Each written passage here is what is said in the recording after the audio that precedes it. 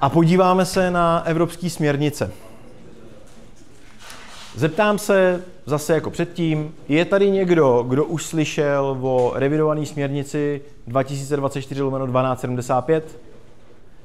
Dobře, ty jsi to slyšel, Zdendo, to já vím. Ty taky, Honzo, Martin taky, výborně. Moc lidí ne, to znamená, asi nikdo moc neví, co to obnáší, co nám to přináší. Co to vůbec je, ta směrnice? K čemu ona je vlastně jako dobrá?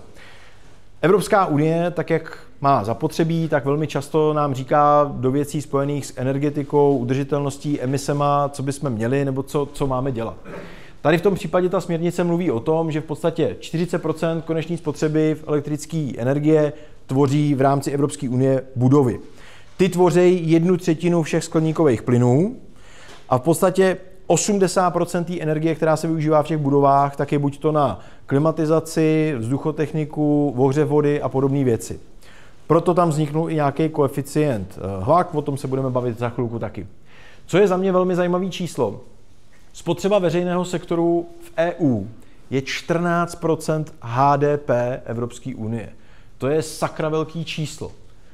Když si vlastně všichni představíte, v poslední době se velmi často mluví o 2% spojených s vyzbrojováním a podobně a 2% každému přijdou jako poměrně velká suma. Tady to máme 14%.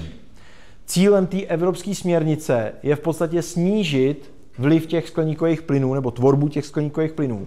A to konkrétně o 55% do roku 2030, což je v podstatě za rohem, a do roku 2050 nějaká neutralita.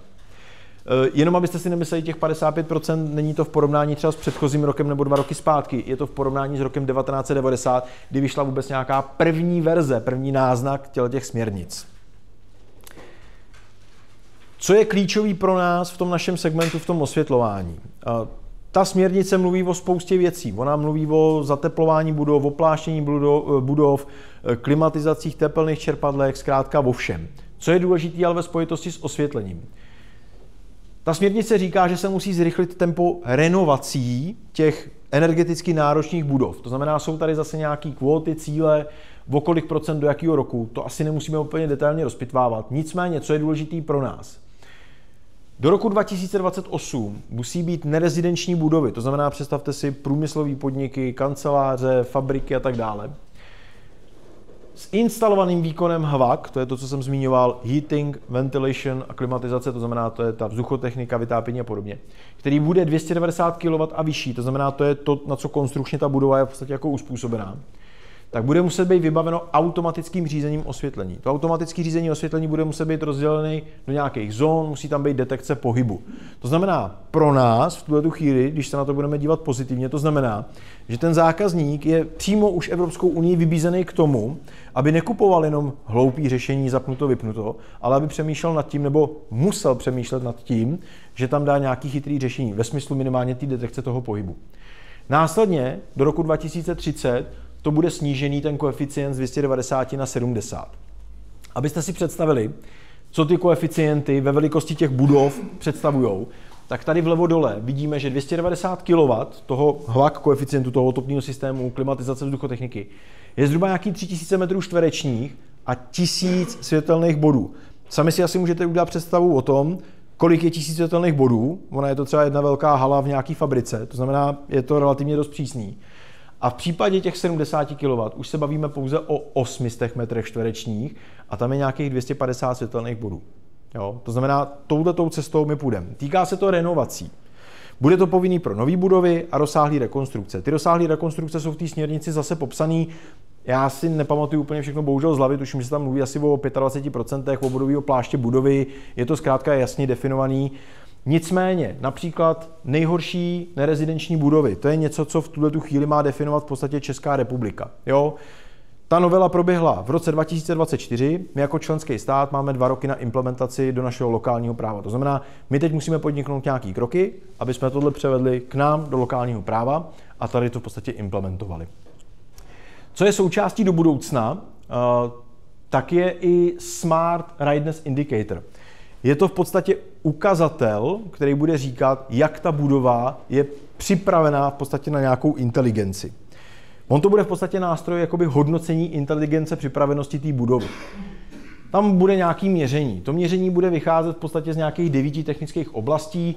Já se omlouvám, bohužel ta televize je malá, vzadu to asi nebude moc vidět. Je tam vytápění, chlazení, teplá voda, větrání, osvětlení, což je to, co nás samozřejmě zajímá, dynamický plášť budovy a další. To znamená, to je těch 9 technických částí, ty jsou v podstatě rozmístěný vertikálně. No a následně potom v 7 požadovaných dopadů chytrých budov, to znamená to, na co to má vliv, jestli to je úspora, jestli to je údržba, maintenance, jestli to je to, jak se lidi cítí v té budově, to znamená nějaký komfort a podobně. No a z toho potom vyleze nějaký koeficient SRI, který bude říkat, jak ten daný objekt je v podstatě připravený na tu inteligenci do budoucna. Má to zapříčinit to, aby ty budovy, nebo ty majitelé těch budov byli motivovaní k tomu, jak mají v podstatě vyrábět tu elektrickou energii, jak ji mají využívat a případně to musí být připravený do budoucna i na nějaký vnější vlivy, podněty. Jo, typicky třeba v Americe, tam je ta síť nastavená tak, že už některý uživatelé tam využívají v podstatě vzdálenou správu v momentě, kdyby hrozil nějaký blackout, protože tam samozřejmě není ta elektrická síť tak dobrá, jako třeba u nás tady v Evropě, tak oni můžou na dálku zasáhnout do toho, že jim řeknou, snížte teď příkon celého vašeho objektu o 20% a podobně. My máme dobrou elektrickou síť tady v Evropské unii, ale v podstatě stejně je to připravované na to, aby v budoucnu na ty vnější vlivy bylo možno jakoby reagovat.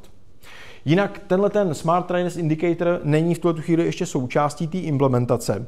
Ten by měl být vlastně předložený z návrhu testování těch členských států do roku 2026 a následně v roce 2007 teprve Unie rozhodne o tom, v jakém formátu se tohle bude implementovat. V tuhle chvíli to prochází nějakou tou testovací fází, to vede Ministerstvo průmyslu a obchodu s podporou kategorii techniky, prostředí a služeb ČVUT v Praze.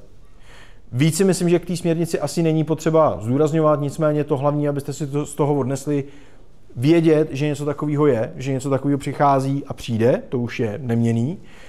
A nám to v podstatě pomůže v tom, o čem se budeme bavit v té popřestávkové části, jak tomu zákazníkovi prodat nebo nabídnout to chytré řešení. Protože tady v souvislosti s tím, on nejenom, že to chytré řešení bude potřebovat, ale on ho dokonce bude muset prostě mít.